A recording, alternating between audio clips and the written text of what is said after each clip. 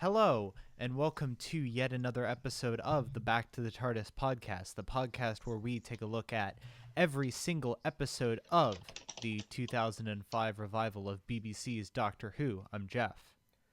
I'm Aurora. And I'm Theseus. And this week, we are discussing Series 8, Episode 2, Into the Dalek by... Oh, this is a Moffat joint, right? Let me I'm not actually sure. Phil Ford and Stephen Moffat. Okay, co-written. All right. It is our first Dalek episode. And yeah. It's also a very, very early 12th Doctor episode where he's this might be his most abrasive. Yeah, I was definitely thinking that while watching it. I was like, wow, he is such an asshole in this episode. It's up there. Yeah. And I do kind of dig it. Just it makes him feel very doctorish.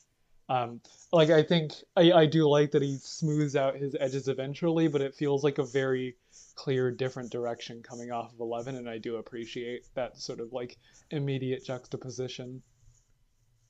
Yeah. It also introduces Danny Pink and a few more motifs of the season, if you will. So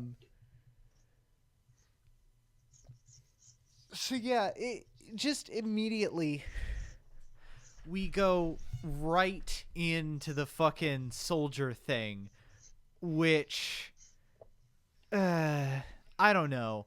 I feel like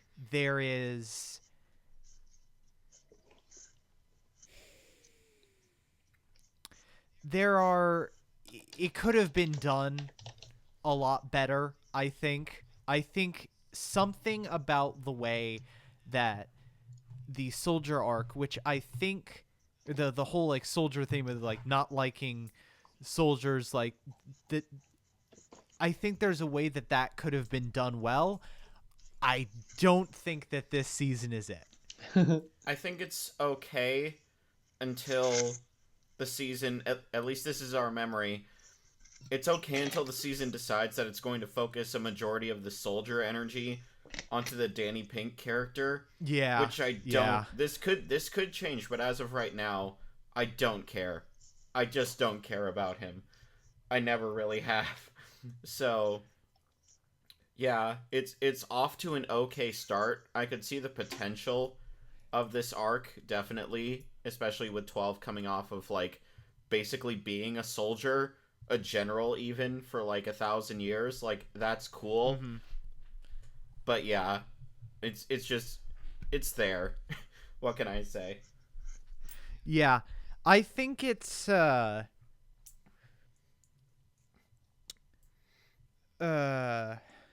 think Danny... I'll have more to say about Danny, I think, later on in the season. I think right now, because this is a very sort of basic first introduction, I don't have very much to say regarding Danny. I will say it's never been the actor for me, because I think the actor does have a decent amount of charisma and...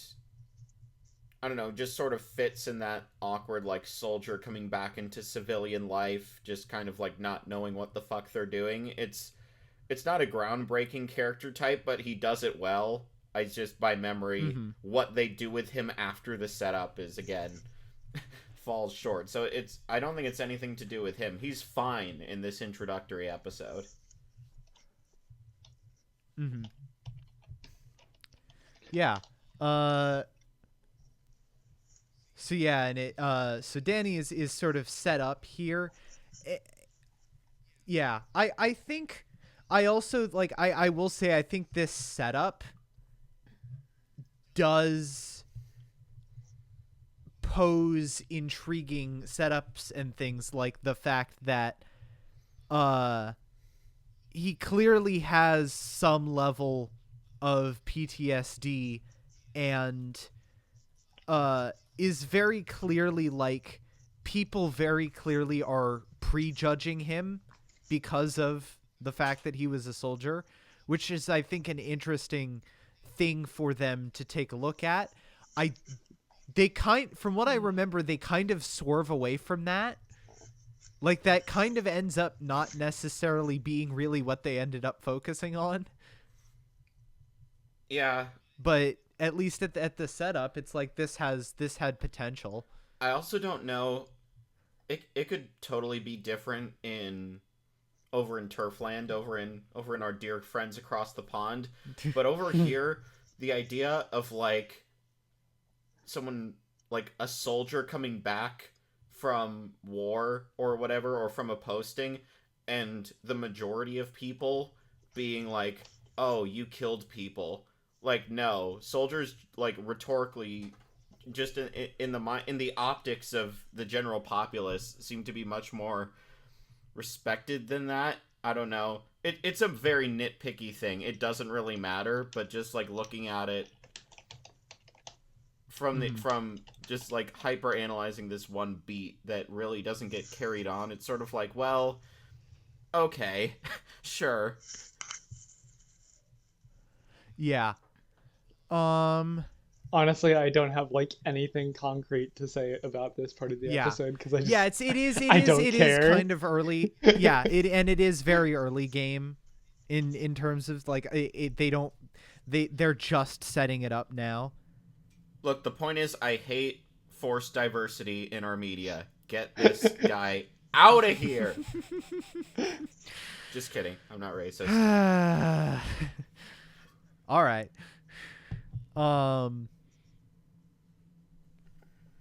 So meanwhile, the doctor rescues this soldier and takes her back to her ship, and it's like where they're fighting off the Daleks right now, but they have one that claims that it's a good Dalek, and it sets up this sort of fantastic voyage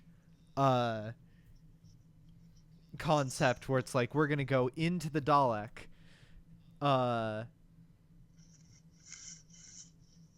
So yeah, and it feels like it's kind of, I will say, I at least respect that it's not just doing Dalek again. It does have,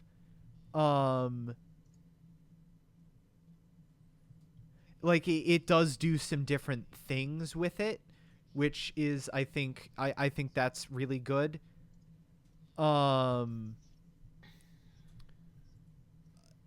But yeah, it's also a good time to do this type of thing again, because I don't think you do the story with 10 or 11, it doesn't hit as hard as it does with 12. Yeah, absolutely, definitely, without a doubt. Yeah. I'm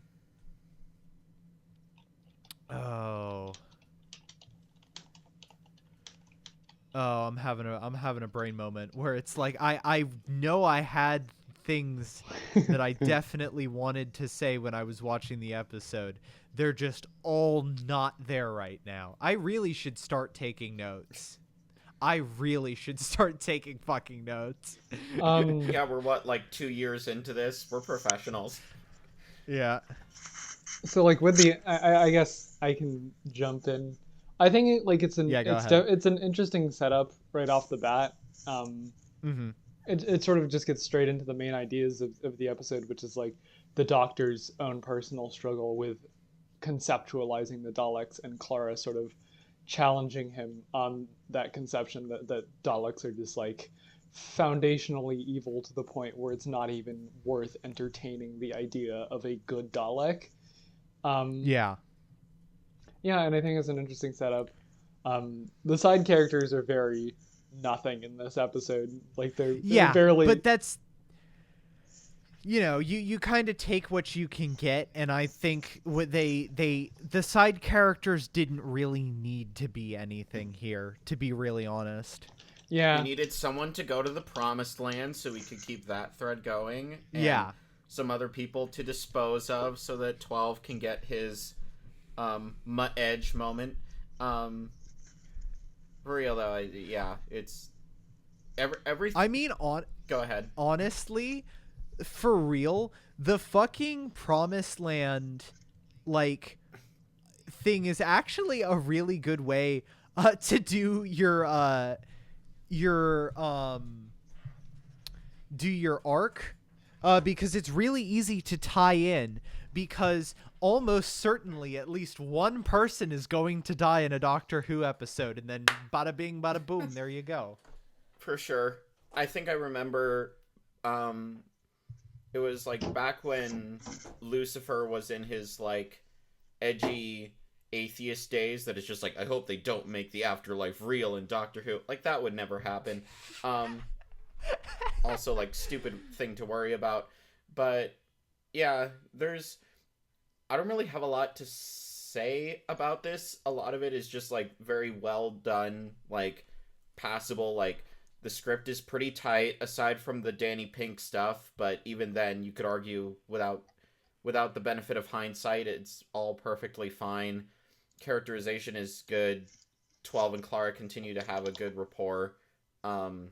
It's all there. It's not like, I don't know. It's not like greatest of all time Doctor Who, but again, it's continuing to provide a foundational start for the series, and oddly enough, introduce a character that will be in 12's last episode. So Yeah, the Rusty comeback is weird. I'm not gonna lie. Yeah. But you know. Wait, I don't remember that. Yeah, Rusty's in Twice Upon a Time. Did you forget that? I don't think we've seen this. We haven't seen Twice Upon a Time. What? For a 12? How have you the other like major 12 standee in the on the host team? How did you not watch Twice Upon a Time? I don't know. I think we just missed it. Wow. Fan card revoked, honestly. SMH fake fan. Time to fucking gatekeep. Get Jasmine on here. Fuck. Oh my god. That's okay. That's a low blow. Wow. Okay. Jesus Christ.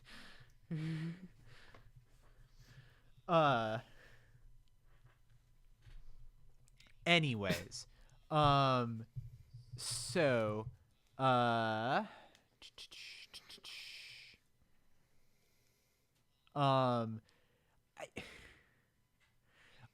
find it kind of funny that for once most of the body count in the episode is from like, it's just from like the immune system, and everybody's like, why is it attacking us? And they're like, the doctor's like, it's a fucking immune system. That's what it does. That's literally its job. That's not even a Dalek thing. Yeah. I also have to commend the respectable reuse of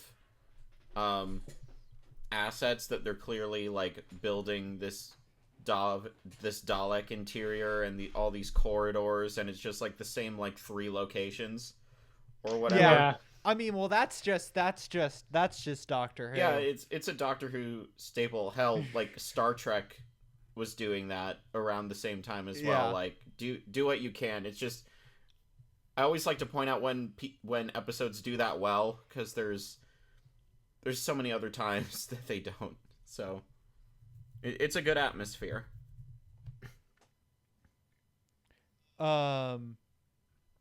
Anyways, so yeah, and there is that kind of like, honestly, I think 11's coldest moment where he's just like, yeah, he was dead anyway, but we got information, let's go.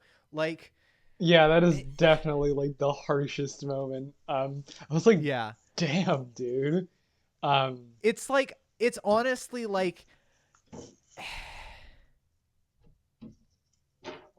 it kind of makes me like, I feel like they went a little bit too far. Like, or at least without, like, it's missing the self-reflection in this episode, I think. I Like, don't mind it. Like I I think don't know. It feels a little bit, knowing where it goes. It does feel a little bit disconnected I from would like disagree. where things end up. I would disagree. I feel like this is just an episode where it makes sense because he's grappling with his own. Like, okay, so this is hot off. This is basically his second thing, and it's Mm-hmm. immediately a Dalek thing, and he's still sort of like figuring himself out, and he's up against the Daleks, and so I think it Mm-hmm. makes sense for him to just be in a really cold mood, like a really cold, dismissive Yeah. mood, and just sort of emotionally steeling himself, and kind of that projecting that onto the people around him in this episode. I think it makes sense. And even though he doesn't hit this level again, I think that's okay because this was just like a very specific circumstance where it makes sense where he would be extra callous. Yeah. Fair enough. On the other hand, it does sort of feel weird as a second episode, at least to me, because especially with the interactions between 12 and Clara, it's like he brings her on the ship and she's just sort of like effortlessly bantering with this new guy that Mm-hmm. like, yeah, she knows him, but she doesn't know him. And Yeah. then the am I a good man question, that's a good one. Obviously it's in keeping with the themes, but it almost feels like this should be like 12 at sort of his lowest point in this arc, and instead what we kind of get, at least it's implied, is that Kill the Moon is his lowest point in this series, Yeah. which I mean, no, like it is from an out of universe perspective, but also what the fuck. So yeah, I don't know. It's I wouldn't say it's too far. It's just a little bit weird that we never really get this side of him again, unless you count like the me lady me shit at the end of yeah. series 9. Like, it's, I don't know, it's take it or leave it for us. Yeah. Yeah. Um. So, let's see.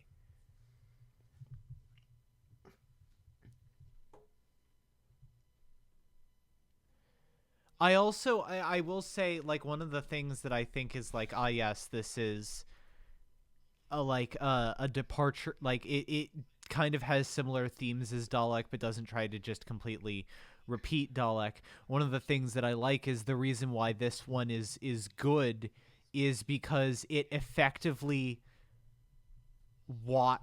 it essentially saw close up how absolutely futile its efforts are, because life, or the like, it saw the creation of a star even after it had destroyed hundreds,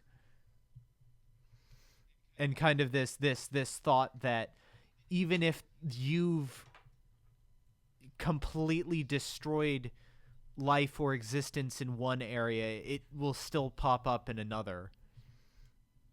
Yeah, this episode is really a spiritual sort of sequel episode to Dalek, because it takes the idea of the Dalek in Dalek sort of forming a consciousness because it's being mutated and because it's sort of damaged in a way, and looks at that in the way that in a fascistic society, a lot of the ways, like, yeah, people who are adherents to that ideology more often than not are probably horrible people in some way, but also the systems are so much more like culpable in Mm-hmm. in keeping that system in place and enforcing those um beliefs and just engineering that evil than any one individual is.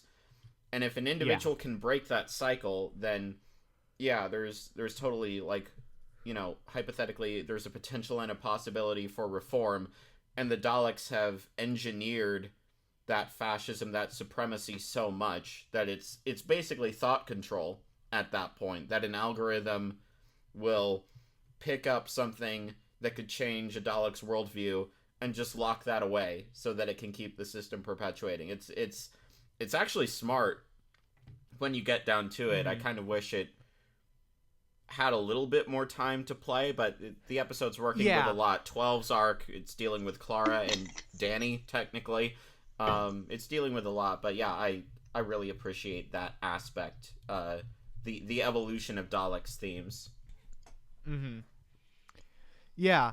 And I do think it's interesting that you also see you see how he basically once he fixes the problem and the Dalek goes back to normal, he's just like, yeah, all right, whatever, like, lost cause, of course there can't be a good one. And then Clara has to be like, well, wait a second, it just was, so, like, therefore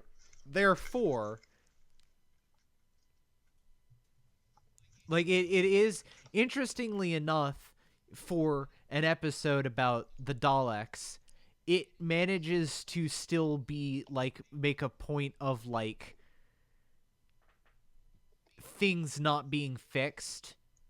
And it does, even, like, even though it essentially returns to something sort of like a status quo, it still manages to raise enough interesting questions. Yeah. I really like the sort of, God, the moment in, like, the middle of the or not the middle, but, like, towards the end. I don't remember exactly, like 2/3 of the way through maybe, um, where they sort of fix the Dalek, and then it goes back to being, all Dalek-y, and then the Doctor sort of has that moment where he's like, aha, I knew it, they're all evil. And then Claire's like, no, dumbass, like, that's not what we learned here. And then he realizes, like, oh wait, I can actually, like, fuck with it, and then it'll be, like, not evil. Yeah. I think that was a very interesting moment, and just everything interplaying the Doctor and the Daleks is really good in this episode. Yeah. Just sort of the central question of, am I a good man, combined with that other question of, like, what is the nature of the Daleks and can it be changed? I think this episode really does a lot to specifically emphasize that the Doctor and the Daleks are sort of diametrically opposed in ways that they are inherently related. Yeah. Yeah, absolutely. And yeah, I think it's an interesting, and I guess it is kind of similar to Jubilee, but I think the way that the resolution plays out, where it's like, well, technically, yeah, this isn't a quote-unquote good Dalek, it's just a Dalek that applies the hatred that is endemic of being a Dalek towards its own kind, because it was able to pick up and empathize with the Doctor's hatred of the Daleks, which is justified, but it does cause an interesting, like, moment. Yeah. Where it's like, you technically succeeded, but... And I think the Doctor's line about how he went to Skaro and that's, like, how he learned what it meant to be the Doctor. Yeah. Oh, yeah, that's... It's like, I was kind of feeling about the episode, and then he does manage to, like... it kind of pulls it back a little because partly because of that, partly because obviously, Peter Capaldi can sell anything. And because I think it does pick up at the end a little bit. Yeah, I for think sure. it kind of sags in the middle. I think it sags for most of the episode, but then Yeah. the sort of, once it focuses in on the ideas and concepts and themes of the episode, I think it picks up a lot. Yeah, and I really love that line. Like, I learned what it meant to be the Doctor when I went to Skaro, because I think Yeah. just as much you could say the Daleks learned what it meant to be a Dalek when the Doctor came to Skaro. And it's the sort of idea, I'm gonna be stealing from our reading of The Dawn of Everything by David Graeber and David Vengro, and they use this term schismogenesis, which means a sort of bifurcated development of what it means to be a certain thing ideologically that develops with two sides in opposition to each other. Um, and I think you can very much say that a running thing throughout all of Doctor Who is that this is very much true of the Doctor and the Daleks. They elaborate what it means to be themselves in opposition to each other. And as a result, there's some sort of core, they exist as opposites, and as such they are working along the same axes, if that makes sense.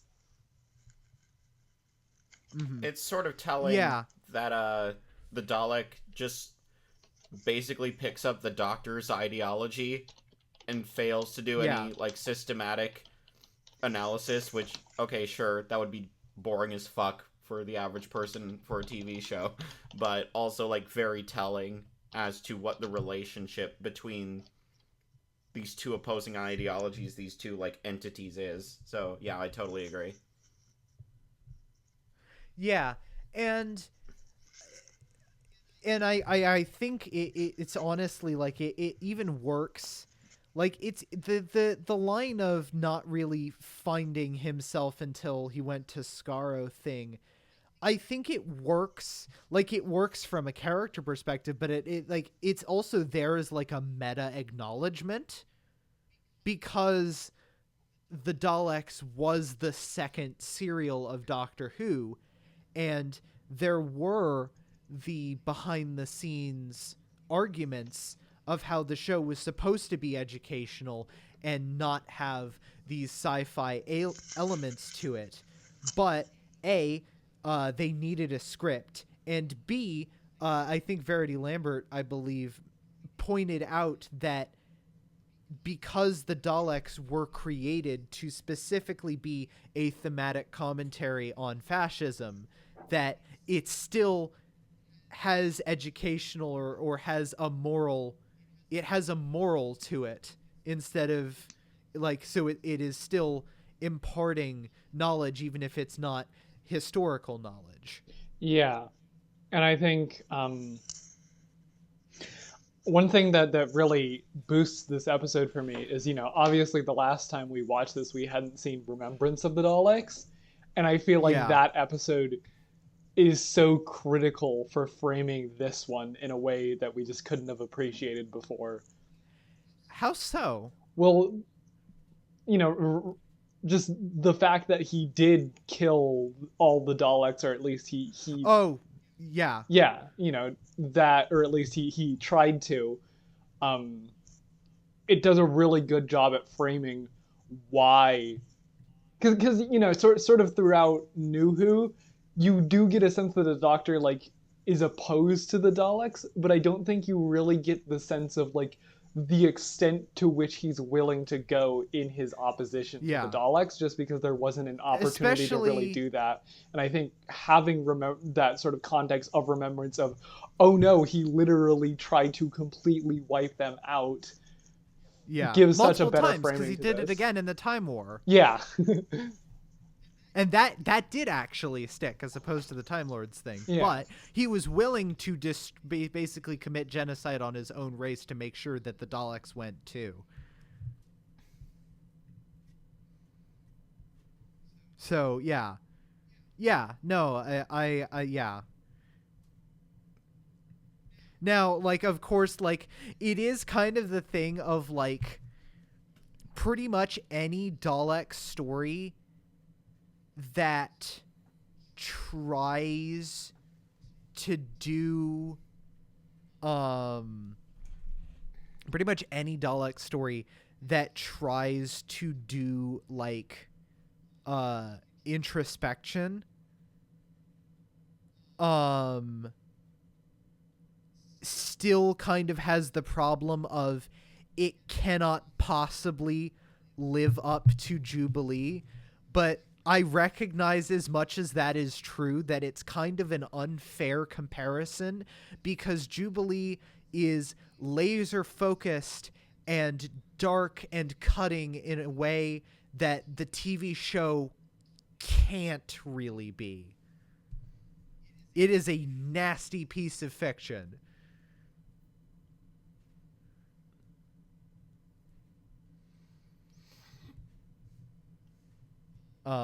So, like, yes, this is not Jubilee, but it kind of can't be. Um so yeah, I will say, like, the soldier thing is when it rears its head again here, where Journey Blue asks to come along. This is a part where it's like, okay, bro, like, I I don't know. The bluntness of it is just, I mean, I guess I guess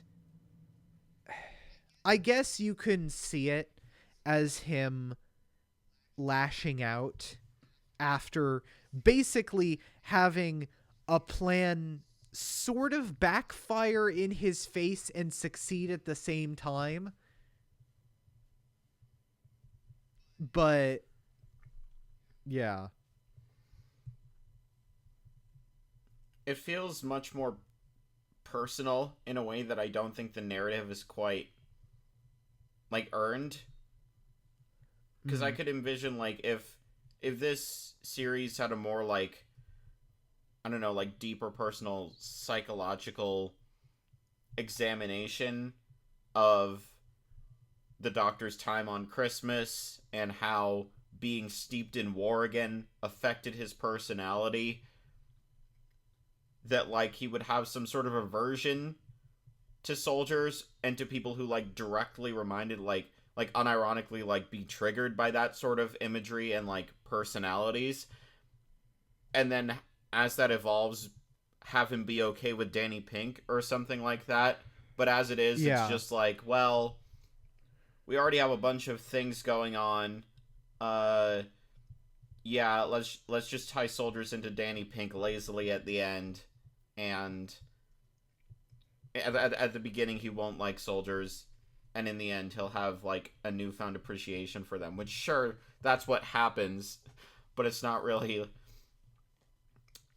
done the best. Even with Capaldi carrying Yeah. Doctor Who on his back for, like, 3 whole years. Impossible to turn in a bad performance, Peter Capaldi. Yes.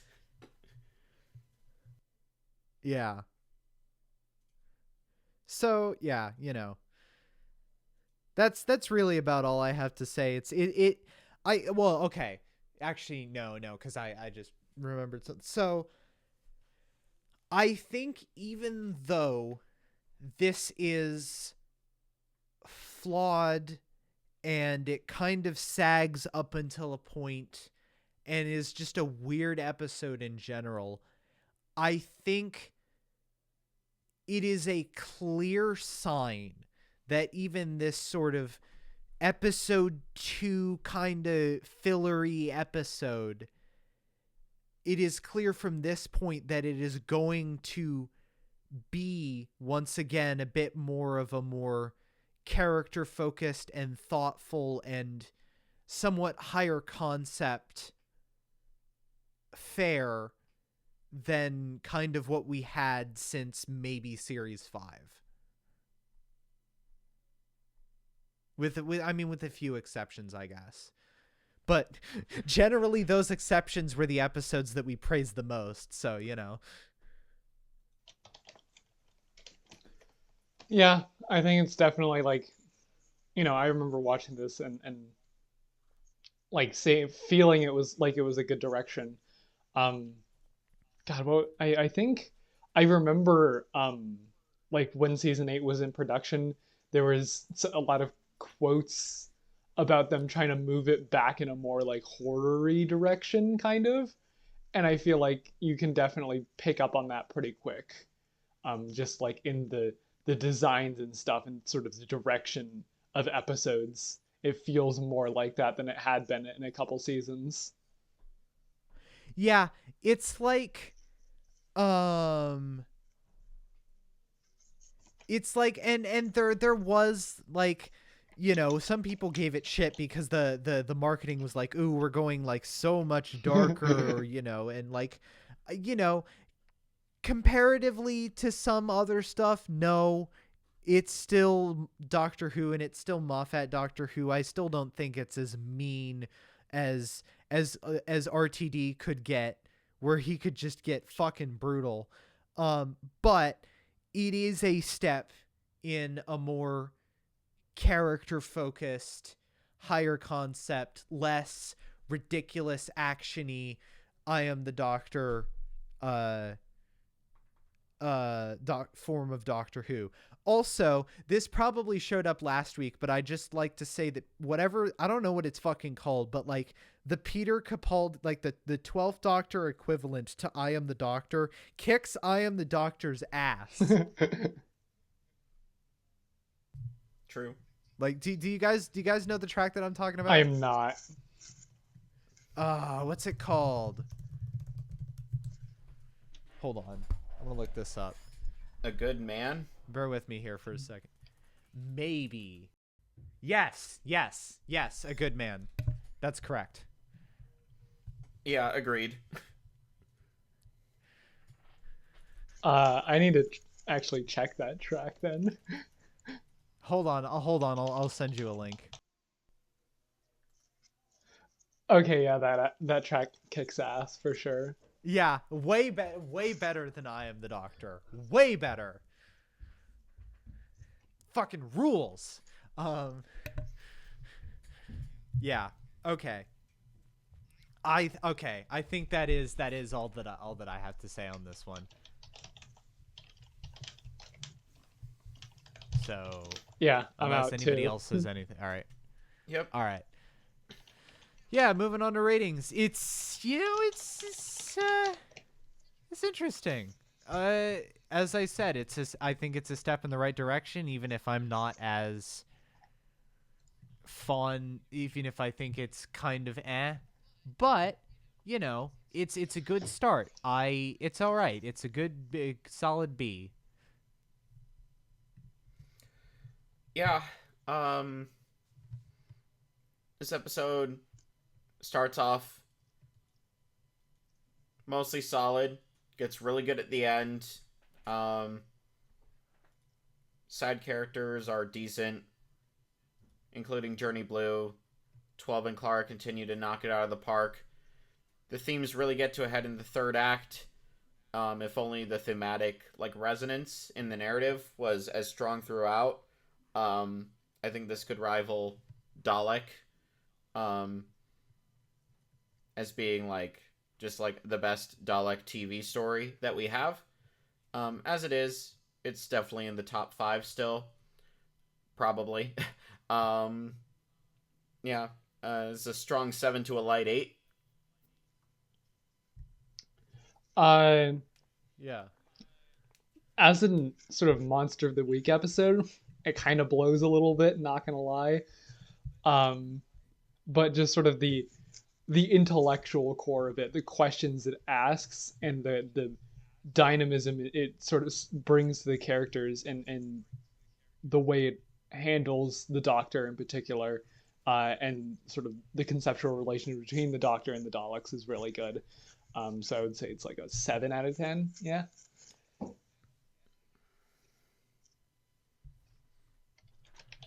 All right. Yeah. So, next week we will be discussing the Mark Gatiss episode of this year, Robot of Sherwood, which that's a personal favorite.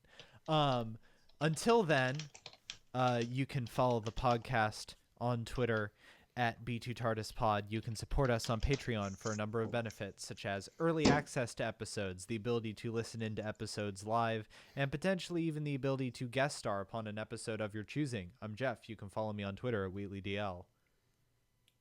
I'm a girl bosser of Daleks. You can follow me on Twitter at Sky. No, that's the wrong at. On. I'm tired. Shut up. You can follow us on Twitter at of mice and femmes. At that handle. Get the mic off me. Oh God.